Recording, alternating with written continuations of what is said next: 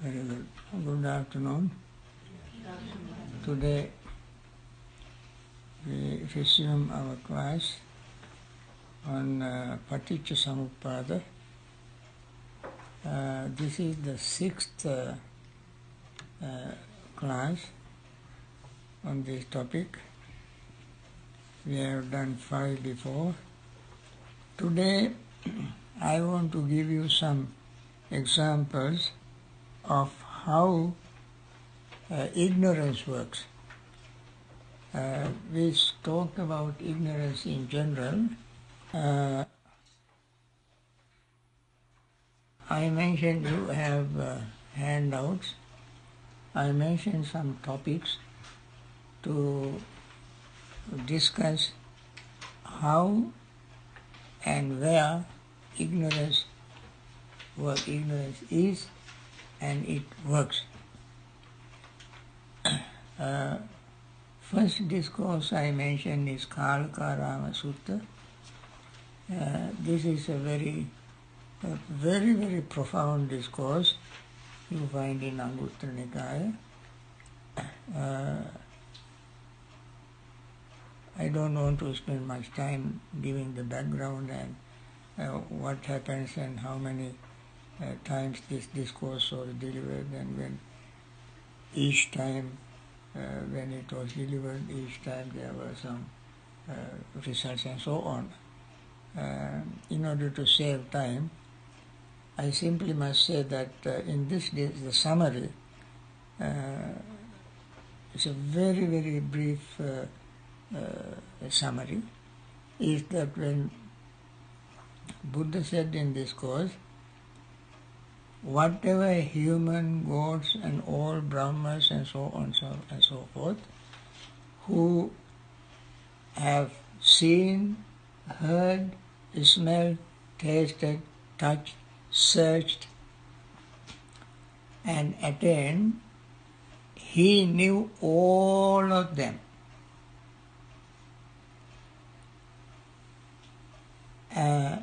He knew them, not only just he knew, but he knew in a very special way.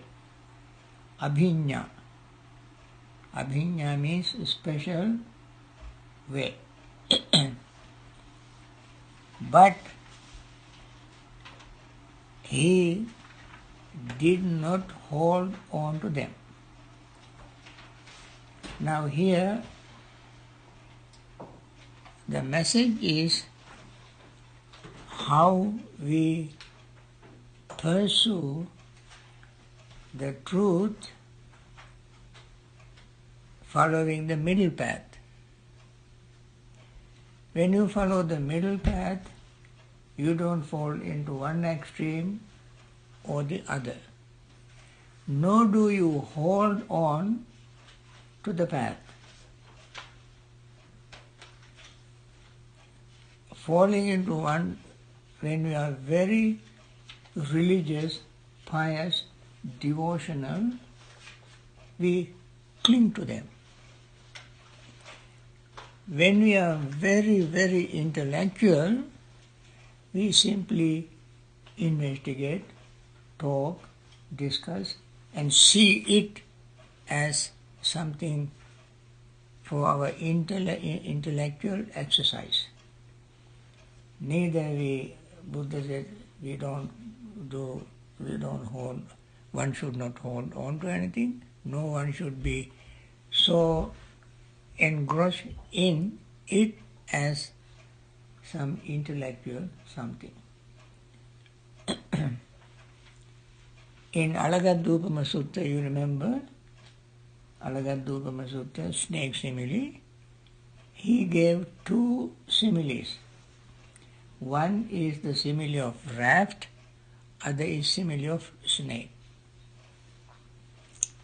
Raft we use just to cross the body of water. After crossing the body of water, we don't carry the raft on our shoulders in order to show our gratitude towards the raft. But we use it only for crossing. when you use a raft, you have to hug the raft, and you use your left legs and use your hands and so forth.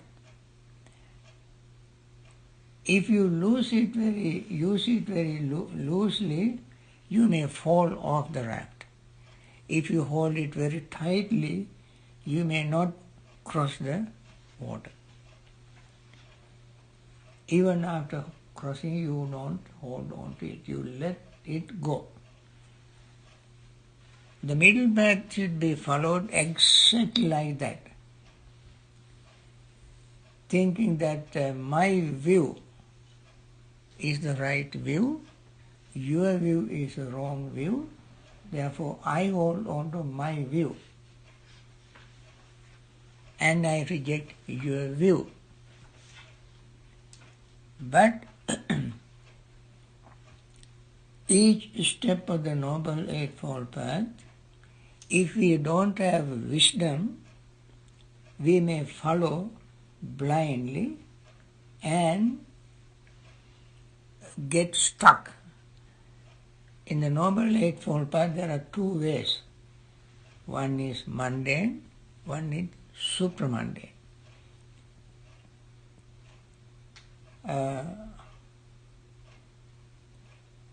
Upadi vepakha. That is, the results of wholesome, ordinary, mundane, noble eightfold path, following mundane, noble eightfold path, we will be reborn in a very high level of life, human, divine, and so on and so forth.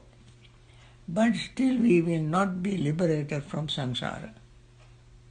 We are following the Noble Eightfold Path, but that will not bring us to the end of our suffering. On the other hand, we follow the Noble Eightfold Path in the supramundane level. It's called Vassagga Ramana. Vassagga means abandoning, letting go. From the very first step of the Noble Eightfold Path, we must keep that in mind, that we follow it, not to hold on to it, and holding on to means holding into samsara. But using it is using to liberate ourselves from samsara. Now, so in the Kalakarama Sutta, you read the sutta in detail, I don't have time to explain it. You find this message. It's a very profound discourse. In that discourse he gave a simile of what you call a movie. It's called Chalana Chitra movie. In the movie, in today's time we can use movies, it is not the film or movie producer who produces the movie. It is us who watch it who really make the story. They will collect this thing and that thing from here and there, and using modern technology they put together, and we can see a story. Go to one place and take few pictures there, go to another place, take few pictures there, have one person here, one person there, and put all of them. When they show it, there must be a very important component to make the movie meaningful, that is the darkness. The screen must be dark, the room must be dark. If there is you can see, when you go to movie these days, IMAX theater and so forth, movie theater must be dark. So, in the dark background, you can see the movie. And that also is not continuous thing, it's a pieces collected here and there. I saw one day I went to a Larry King show. Larry King show. I went to New York and I went to the studio. They put a little screen, put me in a small room, and there was a screen like this, and then another screen like that on the top, and then they put headphone and earphone on me and put a glass of water on a little table, turned on the light, off the light. I was in the pitch dark. It was such a ugly, unpleasant scene. Then the person said, Larry King will come in 2 minutes or 5 minutes. And then he appeared. Billy Graham's son was in Florida. Deepak Chopra was in New Delhi. One Catholic priest in California. Another Methodist priest was in Ohio. Muslim person was in Saudi Arabia. Is that after tsunami? After tsunami. Now on the 2005. 2005 Tsunami. We watched it. I watched it. Yeah. And then when he announces that person's name, that person appeared on the screen. Then when he asks question, he appears on the screen. But when you guys watch it in your home, from your home, on the television, you saw all of us sitting together. Right? So, this is how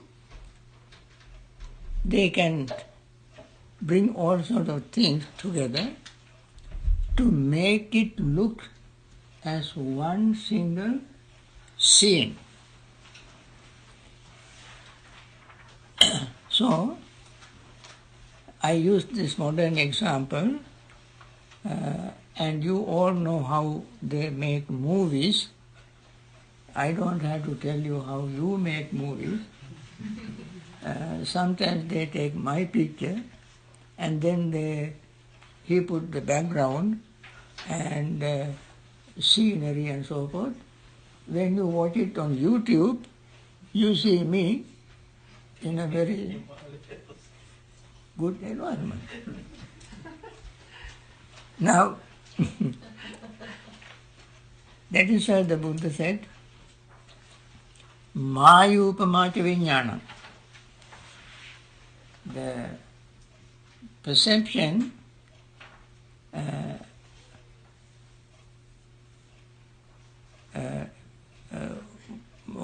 is like mirror, the magic.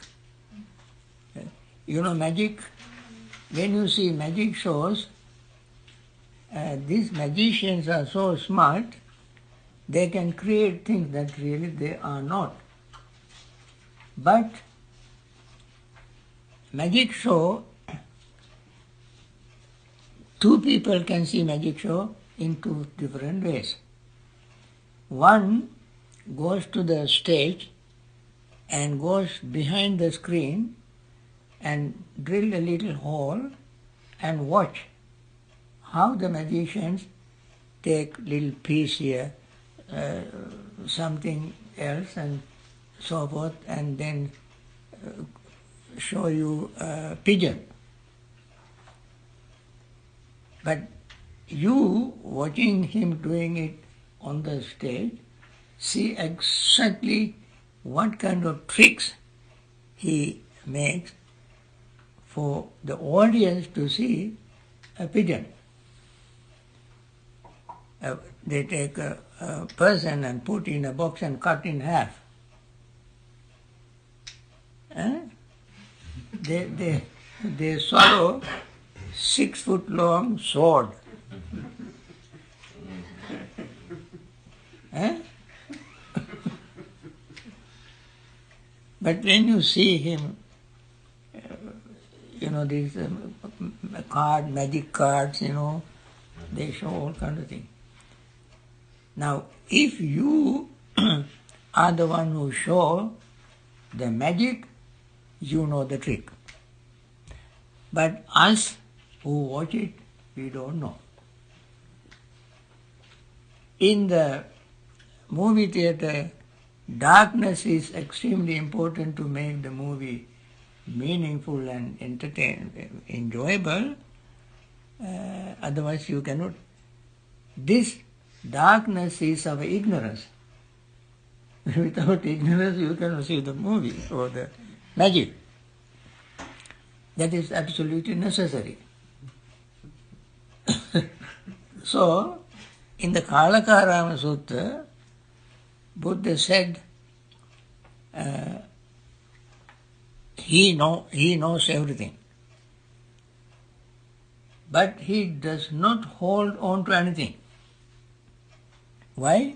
He knows the trick. He knows the trick. So when our ignorance is reduced or overcome, we can see the truth. Most people are very much reluctant to let go of their ignorance. They like to be in the dark to see the movie. Okay? So, Maya Upamaki Vijnana. Then,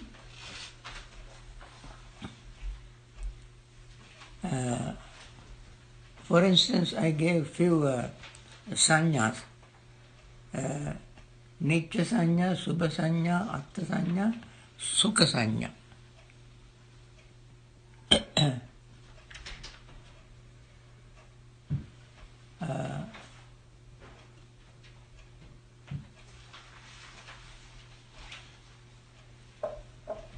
Since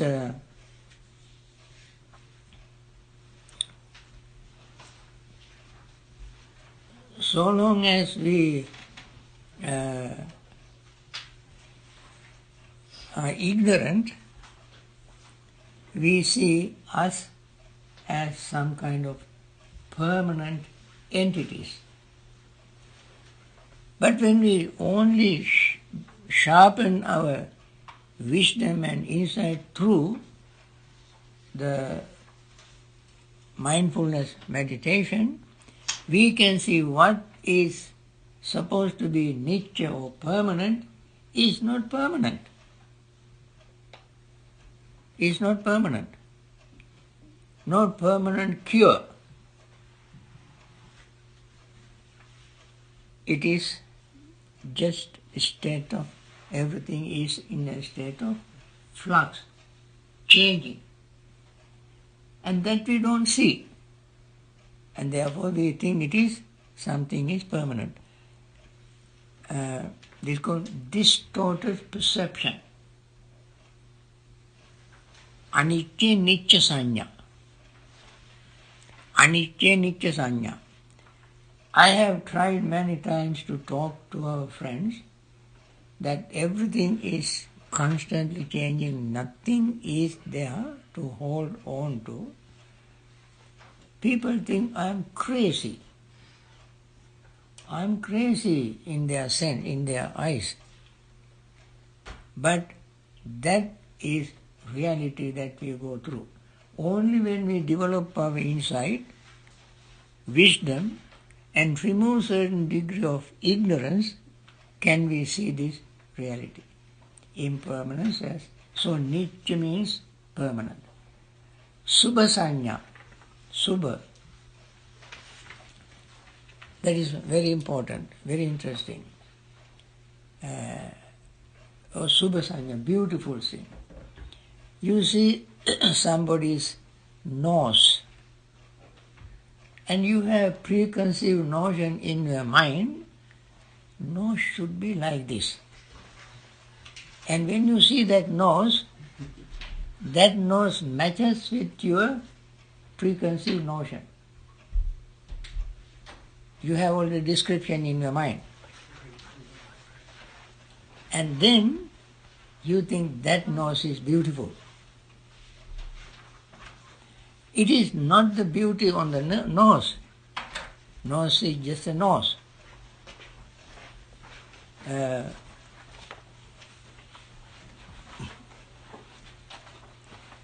So this is another distortion. Subhasanya. Eyes. Eyes are different from person to person, but in your mind you have a certain description of eyes that you like. If you see somebody's eyes that matches your description in your mind, you think that eyes are beautiful. Right? Lips. Lips are different people's lips are differently formed. But you have your own mind, certain description of lips. And those lips that you see match your description in the mind, you see those lips are beautiful. Skin. Skin is the most dangerous. Most dangerous. If you see certain skin, you think this is attractive, beautiful skin. Because you have already some notions in your mind. If the skin matches that description, you say it is beautiful. Otherwise, for you, it is ugly. That skin is ugly. I mean, nose, eyes, ear, tongue, and so forth are mine. I think the most discrimination, I must say, in blunt language, in the whole world, is because of the notion that you have in your mind of beauty of the skin. Its color, its shape and smoothness, whatever. So, all this depends on the degree of your ignorance. I am just giving you a few examples of ignorance. Then, Attasanya. There is Attasanya. You can see paragraph Anattani Attamani Passaloka Sadevakam. You can see that. Right? Number 757. Anattani Attamani Passaloka Sadevakam Nivittam Namarupasmin Idang Satchanti Manyati. Yena manyanti tato tangoti anyata tammi tassa musahoti mosadhammami ittarang amosadhammang nibbānang tadariya satyato vidum teve satyādi samaya niccāta parinibbuta. You see the meaning here? It needs little explanation.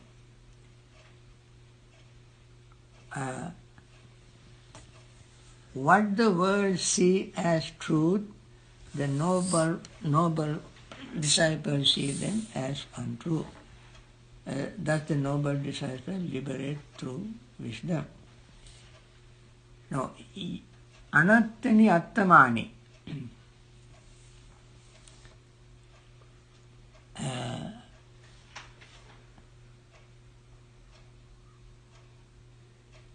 In whatever they conceive it turns out otherwise.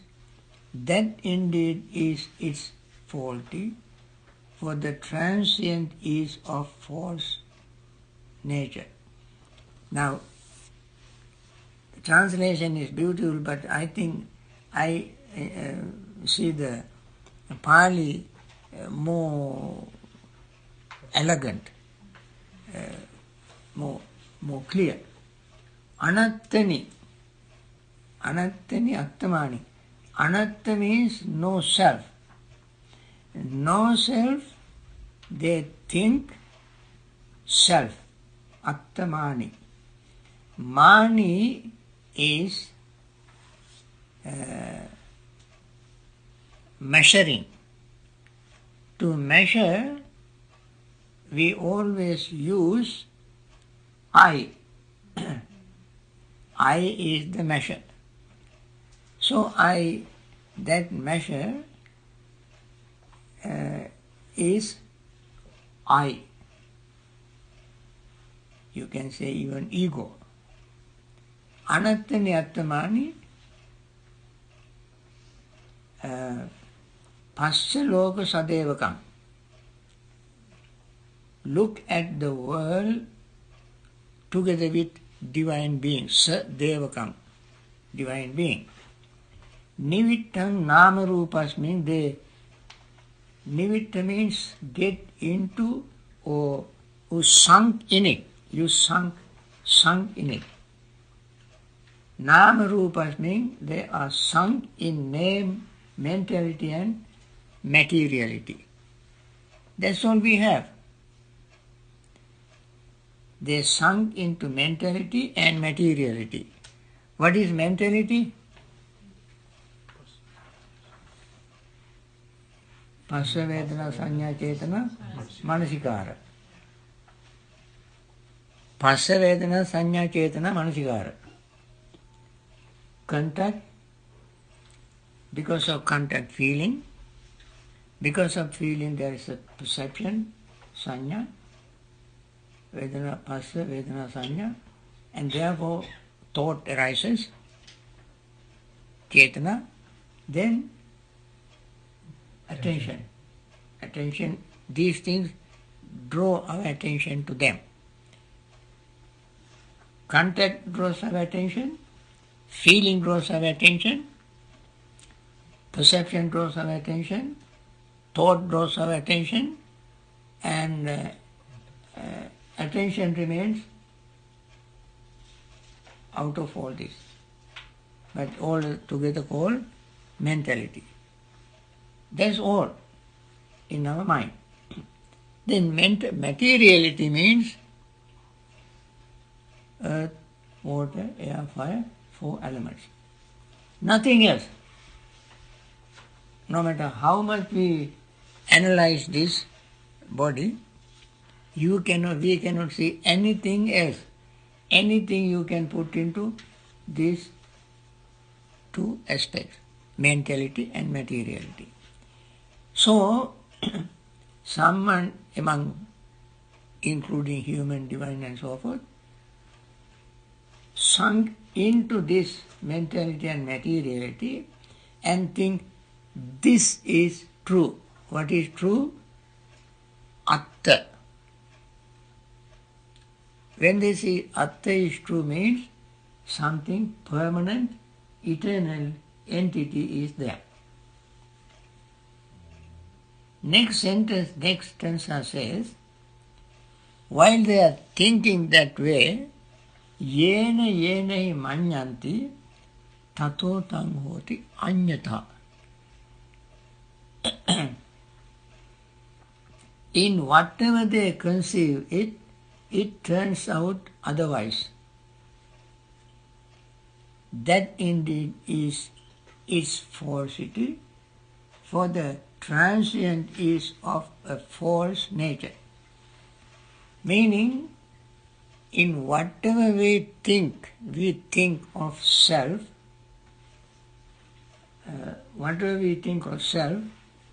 in our mind, self is something permanent, eternal, everlasting, immutable, unchangeable. When we are thinking unchangeable, it changes.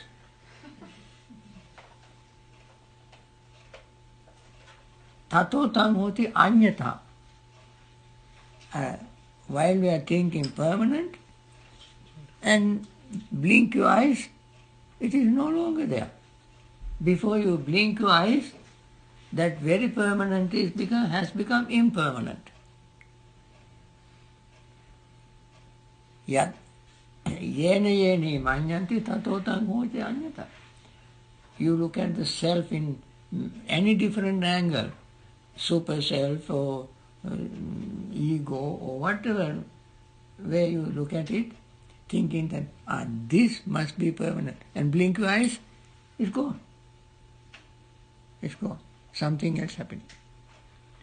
So the truth is that everything is in a state of flux, never stays the same even for 2 consecutive moments. They are changing. While they are changing, we say this is permanent. And blink twice, it is gone. Tanhi tasya musahoti. So what you said true has become false, lie. Musa means lie. You see this is true, next moment you see it is false, lie. Mosa dhammang ittarang. This is the nature of transient. Mosa dhamma, the transient, changing nature. Dhamma here means nature. The nature of these things that we have. What do we have? Mentality and materiality. Mentality is changing without waiting for materiality to change. Materiality is changing without waiting for mentality to change. They don't take turns to change. While one is changing, other also is changing. So both mentality and materiality keep changing, and we get involved in it and sink into it and try to grab onto something permanent. We can never find it. We can never find it. That is why, friend, I am like this and you are like that. And wait for a few years and you will be like me. I will no longer be here. Because these two things are competing with each other to change. Mentality is changing, material is changing, mentality is changing, material is changing. There is no winning game. This is losing game. Therefore, so long as we have ignorance, we try to grab hold on to something in this mentality and materiality. Then, then, amosa dhammang nibbānang tadarya satyato vidum yeve satyādi samaya niccāta parinibhuta. Nibbāna is of non-false nature, that the noble ones know as truth. Through the breakthrough to truth, hungerless, they are fully quenched. The translation is very beautiful, but it is so literal. Let me try to bring it to a colloquial, sort of a simple spoken language. This Bhikkhu Bodhi's translation is a very great scholar and perfect in language. Anyway, amosa dhamma nibbāna. Amosa means deceiving. Amosa means not deceiving, not deceptive. Amosa dhamma means the not deceptive nature. That means straightforward, direct, clear nature. What is that? Nibbāna. Tadarya satyato vidum. Noble one. Other Arya means tad. Tad means that. Arya means noble ones. Satyato vidum. That is what they know as truth. What do they know as truth? Nibbāna. Nibbāna does not change. Why? Why it does not change? It's unconditioned. Because there is nothing in it to change. There must be something to change. When there is nothing there, how can change can exist? Change can never exist in the vacuum. Change exists in something that exists. Exist also a relative term, because nothing exists.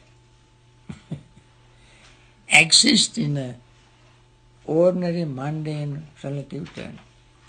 That is why Buddha says, Sabbang atthiti ekang antam, sabbang natthiti ekang antam. One extreme is that everything is, other extreme is nothing is. According to dependent origination, we learned earlier formula, dependent origination formula, we always must keep in mind. What is the formula? When this exists, this exists. When this comes into existence, this comes into existence. When this passes away, this passes away. When this disappears, this disappears. Existence exists only when it arises. When it passes away, it is no longer existing. Like, for instance, suffering. Does suffering exist? Does it exist? It seems like yes. You know? I mean, that is a normal answer. I mean, nothing wrong with the answer in conventional sense. When, using dependent origination formula, when craving arises, suffering arises. When craving ceases, suffering ceases. Does suffering exist? Suffering does not exist. Does it not exist? No. It does exist. You see? It is catch-22, you have no way, cannot escape. When greed arises, how greed arises? Through the feelings. How feeling arises? Through the contact. How contact arises? Through the combination of three things. Senses, sensory object and consciousness. When this trio arises, then these trio together, this triple combination, contact arises. And then only feeling arises. So, they all arises and then something else arises. When they don't arise, something doesn't arise. So we can say suffering exists in relation to other things, not independently. Suffering does not exist in relation to something else, not independently. Suffering independently doesn't disappear. Suffering disappears when other things disappear. Other things arises when other things arises. Other things disappear. So, Nibbana is only thing. Using the word thing also is wrong in terms of Nibbana, because Nibbana is not a thing. If it is a thing, it also should have the characteristics of impermanence. Characteristics of impermanence. We must say it is a state. We should not be afraid to use Nibbana is an absence of all that we can hear, see, smell, touch and so on. But when our realization of the nature of greed and ignorance is complete, Nibbana appears. Okay? So, Teve Satya Sama Nichata Parinibhuta. Teve Satya the Samaya. They have realized the truth. Satya Abhisamaya. Abhisamaya means realization. Nichata Parinibhuta. Nichati is incorrect. Nicha. It should be Nichata. Nichata.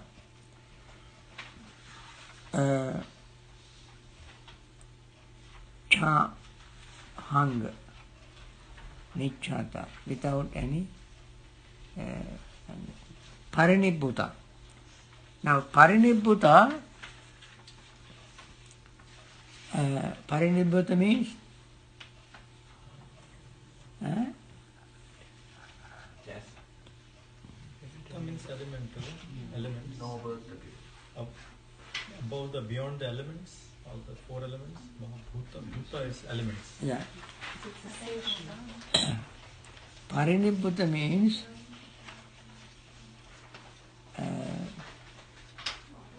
extinguishing,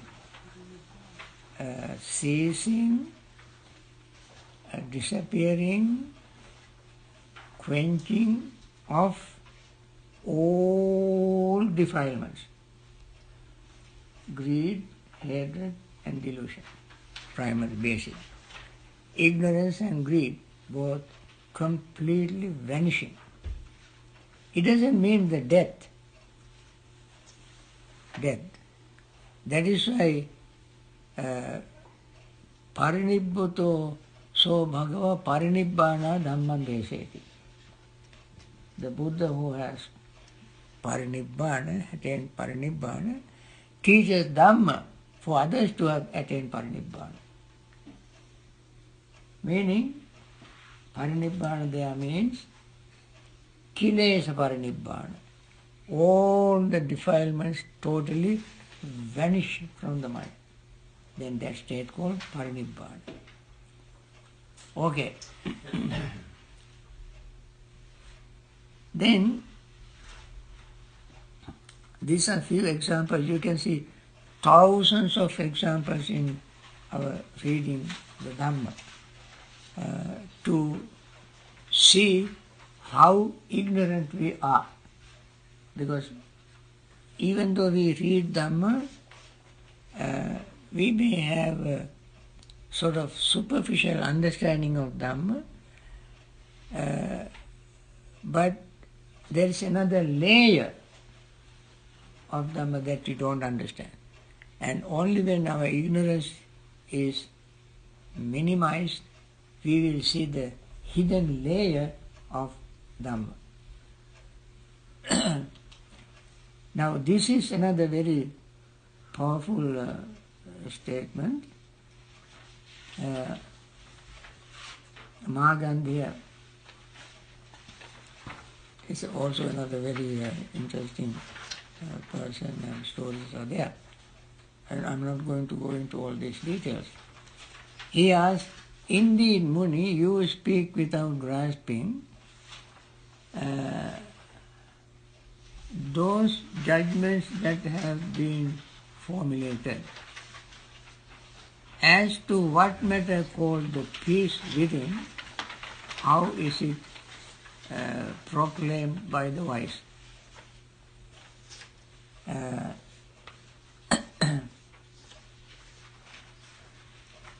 Pali is Vinichayayani pakappitani teve muni bruhi anuggahaya ajjatta santiti yameta mattan katang nu dhirehi pavedayantam. Let me read the English, as you can already see there.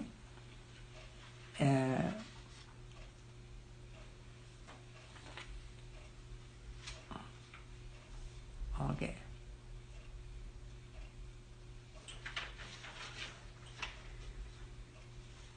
So this is the question. Indeed, Muni, you speak without grasping those judgments that have been formulated as to what matter called the peace within, how is it proclaimed by the wise. So this is the Buddha's answer. This answer is so compounded that seems to be a puzzle. Answer is not by view, nor by hearing, nor by knowledge, Mahavira said the Buddha, nor do I speak of purity through good behavior and observances, but neither without view, without learning, without knowledge, without good behavior, without observances, not in that way, but having relinquished these, not grasping any of them, peaceful, not dependent, one should not hanker for existence. Now, on the one hand, he says, not by views, hearing, hearing means learning, or great than knowledge, nor do I speak of purity through good behavior and observances. Now, sila, vata.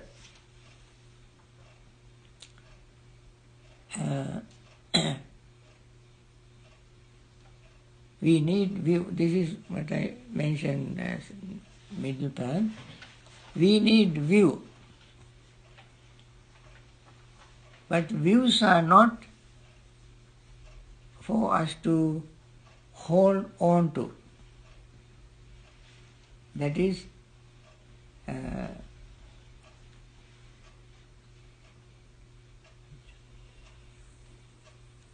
view, right view.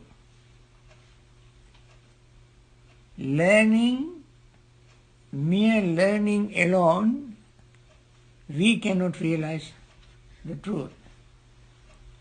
Nor by knowledge alone can we realize the truth.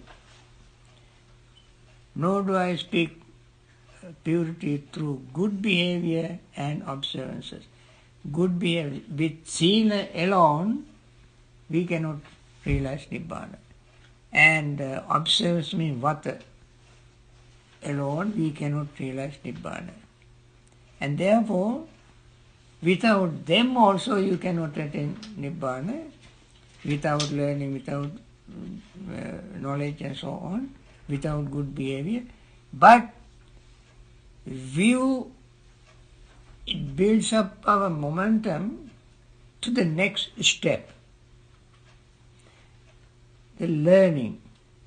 Learning builds up momentum for the next step. Knowledge builds up the momentum for the next step, good behavior, sila. And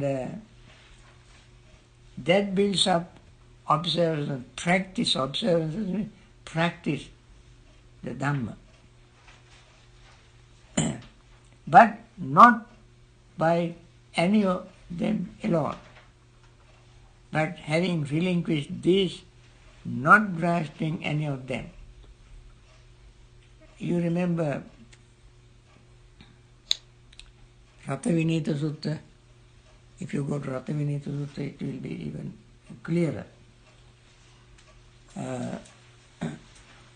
It's a very beautiful long discourse between Venerable Sariputta and Mantaniputta. At the end of the discourse also is very beautiful, because both of them did not know each other.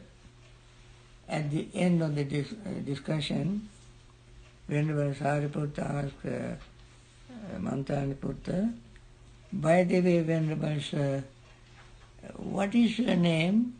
How are you known among your monastics? Mantaniputta said, my name is Punna. my monastic members call me Mantaniputta. When the Sariputta say, "Oh my Lord, you are so wonderful, so noble, you are the one Buddha praised for explaining Dhamma in detail, more very clearly. I am so happy, so glad, so fortunate that I met this noble, venerable monk. I must put you on my shoulders and carry around, praising you," and so forth. Venerable Sariputta praised Mantaniputta. Then Mantaniputta asked, "May I know what is your name? How your monastic members call you?" Sariputta said, "My name is Supatissa, but my monastic members call me Sariputta." Then Mantaniputta said, "Oh my goodness, you are such a wonderful person, Buddha's disciple, chief disciple, Dhammasenapati, commander of Dhamma, and you are the one everybody is looking forward to seeing. You are next to the Buddha. You are very much like Buddha. I say, I did not know you. I underestimated your knowledge, your status, and therefore I am so glad, fortunate that I met you," and so forth. That is the end of the discourse. But in this discourse, when Sariputta asked Mantaniputta, is the morality, purification of morality, for the attainment of liberation without any clinging, anupada parinibbana? Mantaniputta said no. If chitta purification of mind, chitta visuddhi, is for the attainment of nibbana without clinging, Mantaniputta said no. Then ditti visuddhi, if purification of views is the way to attain nibbana, he said no. Then is purification of doubt, kankavitaran, the way to attain nibbana? He said no. Then is the way of the path and right path and wrong path, knowing that is the purification of that to attain nibbana? He said no. Then is it jnana darsana visuddhi, patipada jnana, is the way of practicing, purification of the practice, the way to attain nibbana? He said no. Then is it knowledge and vision to attain nibbana? Mantaniputta said no. Then Sariputta said, "It is very strange, sir. When I asked you Sila Visuddhi, you said no. The Ditti Visuddhi, the Chitta Visuddhi, Ditta Visuddhi, Sankhavicana Visuddhi, and for each purification you said that is not the way to attain nibbana. Can one attain without purifying any of these things?" Mantaniputta said no. Mantaniputta said, if somebody says that he can attain nibbana by purifying the morality, then any ordinary person can attain enlightenment without liberating, without overcoming defilements. So he gave an example. Then he gave the simile. Simile is, suppose there is King Kosala who wants to go from Savatthi to Saketa for an urgent matter. He had to go very quickly. Then he arrange relay chariots. He gets into the chariot number 1 and goes as far as it can go at the full speed to chariot 2, get down from that and get into chariot 2, and then go from some distance in that up to chariot 3, and so on and so forth. You know relay chariot, I don't have to explain. This is, you have relay, in games. So when he reached Saketa, in the 7th chariot, his relatives and friends came and asked him, Your Majesty, did you come all the way by this chariot? He said, no. Then they explained. The first one he started and so forth and so on. Similarly, Mantaniputta said, the Sila Visuddhi, purification of mind and purification of morality, builds up the strength to purify the mind, Chitta Visuddhi. That builds up the momentum to purify Ditti, views, and so forth. Each previous purification helps to build up the momentum for the next state of purification. And finally, one attains full enlightenment. Now, similarly in this discourse, we can see Buddha said to Magandiya, one particular practice alone is not enough to reach the final goal. It needs the other steps to complete the job. So, these are few examples I can give you to show how ignorance plays a role in blocking our understanding. Whenever Sariputta was highly enlightened monk, he did not ask all these questions for his own mental development. He has already developed. But he asked these questions, asked Mantaniputta these questions for our sake, for the future generation.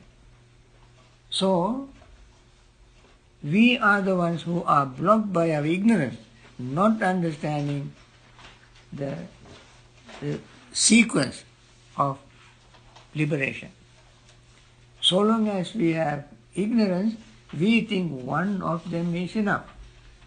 Even today we see some individuals, some groups, they just practice morality. That alone is not enough. They have to go through the whole purification. And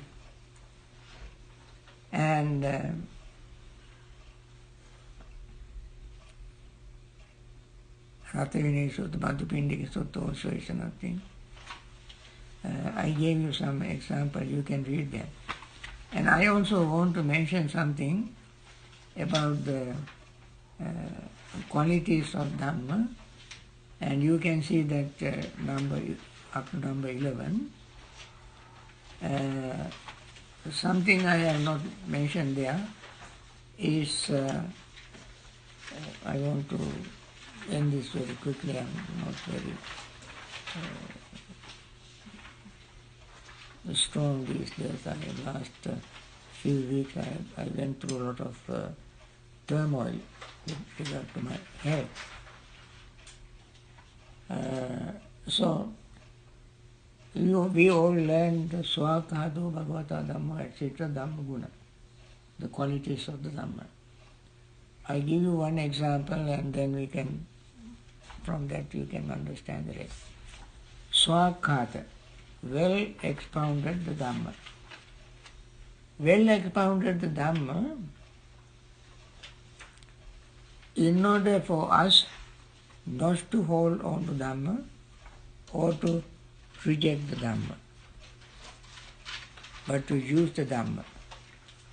If it is durakkhata, if it is not well expounded, then we should cling to it and become fanatics, religious fanatics.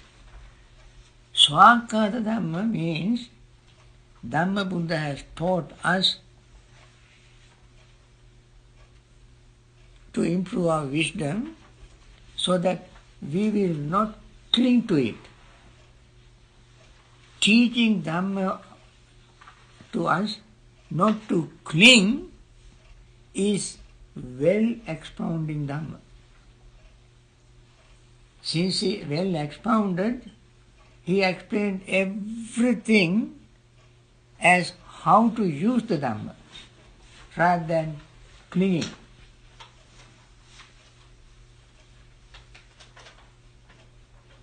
People who are holding on to certain views and religious beliefs cling to them because the Dhamma was not explained well. Not Swakkata Dhamma. Durakkhata Dhamma.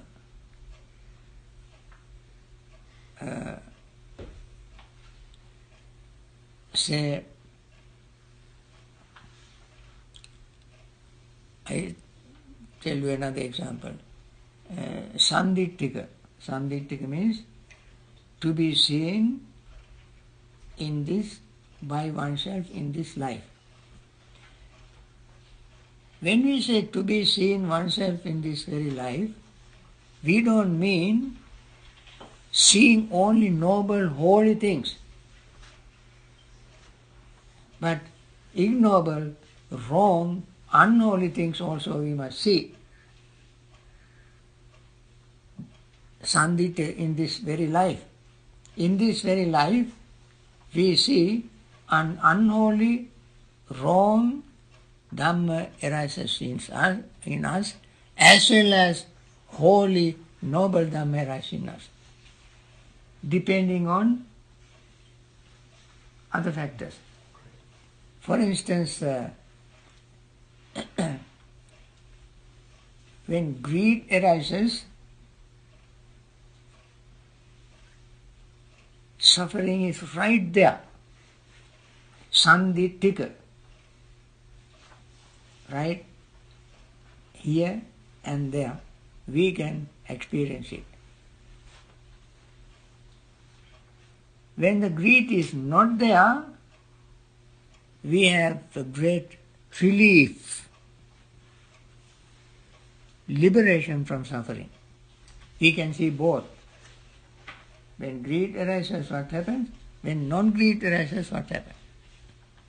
And therefore, the Buddha's teaching is, don't hold this side alone and thinking that this is all you will have, not the other, but we must be able to see both, how bad things arises in us, how good thing arises in us, depending on various factors. That is Swakkata Dhamma. Dhamma is well. Therefore, when I think of insulting somebody, I must look at my mind. Insulting in numerous ways, verbally, physically, and so forth. I must look at my mind and see who is going to suffer from this. Not that person. I suffer. Every moment I think of that, I feel guilty. That person may have some hurt, but may forget, but I can never get rid of that. And therefore, Swakkata Dhamma, Buddha said, therefore, seeing this within yourself, you must correct yourself. Seeing this within yourself, nobody can correct us. Nobody can correct her. So let me finish with this last one. Kumbhupamankayam. This is also a very beautiful stanza in Dhammapada. It's not in your notes. While I was finishing up, this came to my mind. You can find thousands of things in the Buddha's teaching like that. Kumbhupamankayam imam viditva, nagarupamam chittamidam tapetva, yodheta maram panyavidena, jitancharakke anivesanosya. Kumbhupamankayam imam viditva, seeing, knowing this body like a clay pot. It's a beautiful simile. Clay pot is what you call sweating. You know, clay pot is sweating when the temperature changes. It is sweating. This body also sweating. Oozing something always. That we call sweat. And the clay pot is also subject to break. This body also is subject to break. So knowing this body as a clay pot, Nagarupaman Chittamidam Tapetva, the mind is like a city, like New York City. So many hustle, bustle activities going on in the mind. Much worse than New York or Calcutta or Sao Paulo. Much worse than that. In this mind. Yodheta marang panyayudena. Fight the Mara with wisdom. Yodheta. Fight. The weapon is wisdom. Mara means all these things going on in our mind are agents of Mara. I tell you about Mara later on. There are 10 Maras. They are always with you. The Maras, these 10 Maras, always follow us. They followed the Buddha until he attained full enlightenment. They follow us day and night. Every step. These 10 Maras are followed. Be very careful. Very careful. Today I am not going to tell about them because it's a long story. And how to defeat the Mara. How to defeat the Mara with using wisdom weapon. Last sentence is even more beautiful. Jitancharakke anivesanosya. Protect what you gain without holding on to it. You know, when you fight to gain a land, you immediately send troops to protect it from enemies, to protect it from enemies, because once you capture it, if you don't put a station, a lot of soldiers and so forth, enemies will come and catch it, take it back. And therefore you have to protect it, have soldiers there. Buddha said, fight when gain, don't stay there. Don't stay where or what you have gained. That means you don't hold on to what you have gained. If you hold on to what you have gained, you have not gained anything. That is the trick. You are loser. That is the way how we use the wisdom to fight. When you use the wisdom to fight, you fight, destroy, but don't hang on to that. Don't keep lingering to protect it. If you try to linger, to stay, to protect it, you have not gained anything. This is how we have to see how the opposite of ignorance is wisdom. In order to fight ignorance, we have to use wisdom. When we use wisdom, we have to be very wise to use wisdom. So, it is very much like jitancha rakke anivesanosia. Jayang veran pasavati dukkhaṃ seti parajito upasanto sukhaṃ seti hitvāja parājaya. Jayang veran pasavati. When the winning brew hatred, victor helps brewing hatred. Dukkhaṃ seti parājito. The defeated sleeps in pain, suffering, because he lost. Upasanto sukhaṃ seti hitvāja parājaya. Upasanta means peaceful.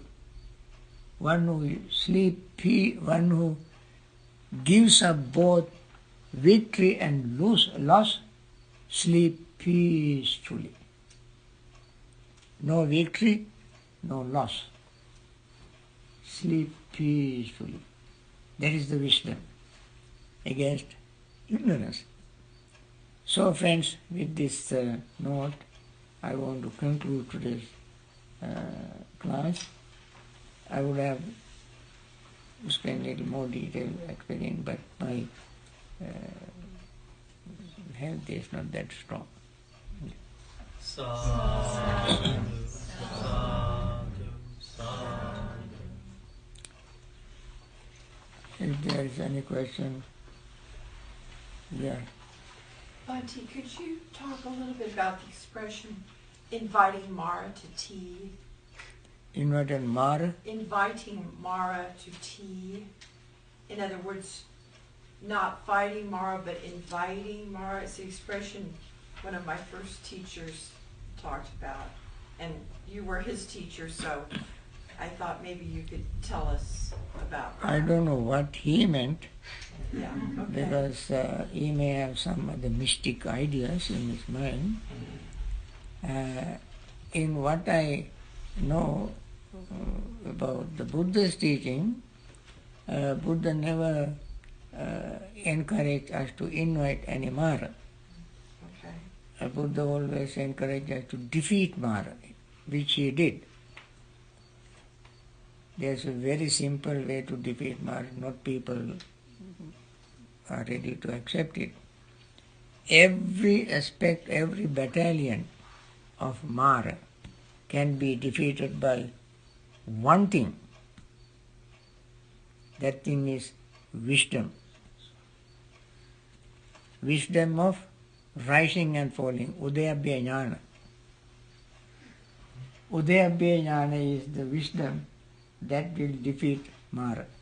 Because every Mara is not permanent. This Mara, look at him, impermanent. This Mara, impermanent. That Mara, impermanent.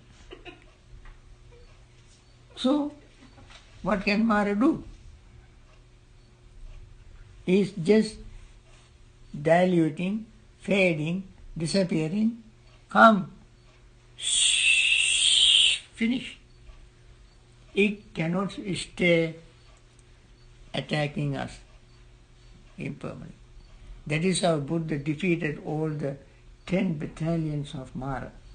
Seeing them diluting, fading, disappearing, evaporating, he saw them coming and just evaporate, vaporize. They cannot stay. You look at any Mara, there are 10 Maras mentioned in Sutra Nipata. Kāmate patamasena, dutiyarati uci, tatya kuppipāsāta, tanna chatutti tanna pavacati, panchami thini viddancha, chatti bhiro pavicati, sattami vichikicchāta, mano thambote atthame, lābho siloko sakkāru, miccālajyosa yoso, 9. Attu Kangsa Paravambana, 10. These are the 10 Maras. Marasena. Buddha defeated all of them by looking at, you are coming. Disappears. This Mara coming, disappears. Seeing them coming and disappearing, he stayed very quiet. No more. Okay? All right.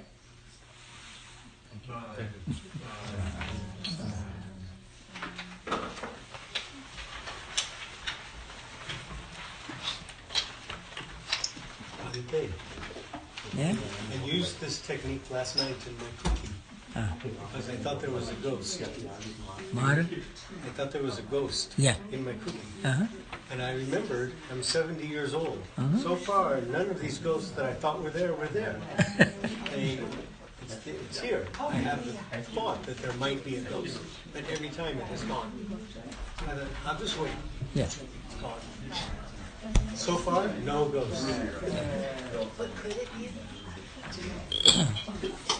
You save it in the save it on the Bhante, this time also didn't record. you recorded it.